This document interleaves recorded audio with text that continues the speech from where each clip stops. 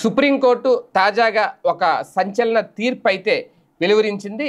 ఒంటరి తల్లుల పిల్లలకు ఓబీసీ సర్టిఫికెట్లు జారీ చేయాలి అంటూ కీలక ఆదేశాలు జారీ చేసింది. ఒంటరి తల్లుల పిల్లలకు ఓబీసీ సర్టిఫికెట్లు జారీకి సుప్రీంకోర్టు అంగీకరించింది. ఇందుకు సంబంధించి త్వరలోనే మార్గదర్శకాలు కూడా జారీ చేయబోతున్నట్లు తెలిపింది. తద్వారా తండ్రి వైపు నుంచి ధృవీకరణ పత్రాల అవసరం లేకుండానే వీటిని మంజూరు చేసేందుకు అవకాశం ఏర్పడబోతుంది. అంటే ఒంటరి తల్లుల పిల్లలకు ఓబీసీ సర్టిఫికెట్ జారీకి సంబంధించిన చాలా ముఖ్యమైన అంశం ఇది.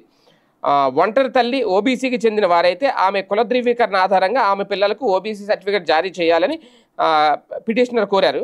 ప్రస్తుతం ఉన్న మార్గదర్శకాల ప్రకారం తండ్రి లేదా రక్త సంబంధికులు ఓబీసీకి చెందిన వారైతేనే ఆ పిల్లలకు ఓబీసీ సర్టిఫికెట్ అందజేస్తున్నారు. దీనివల్ల ఒంటరి తల్లులు తీవ్రంగా ఇబ్బందులకు గురవుతున్నారు అనేది విచారణ సందర్భంగా justice KV Viswanathan, justice N Koteshwar Singh ధర్మాసనం పేర్కొంది. ఈ అంశం చాలా ముఖ్యమైనది. కొన్ని అంశాలను పరిష్కరించిన తర్వాత మార్గదర్శకాలను జారీ చేస్తామని జస్టిస్ విశ్వనాథన్ వాదనల సందర్భంగా పేర్కొన్నారు.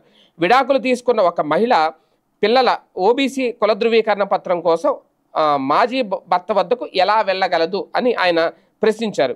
ఈ పిటిషన్పై ఈ ఏడాది ఫిబ్రవరిలో విచారణ చేపట్టిన ధర్మాసనం కేంద్రానికి, ఢిల్లీ ప్రభుత్వానికి నోటీసులు జారీ చేసింది.